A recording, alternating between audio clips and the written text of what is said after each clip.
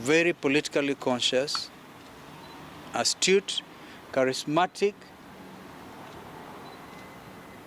and a true representative of his people. Hamtasikia Kalembe Ndile ako na mali nyingi. No, because he didn't deserve that kind of reputation. That's why he could stand and call a spade with regard to stealing of public funds. Wizi. He had very little patience for corruption and was a true representative of the people who are landless in this country.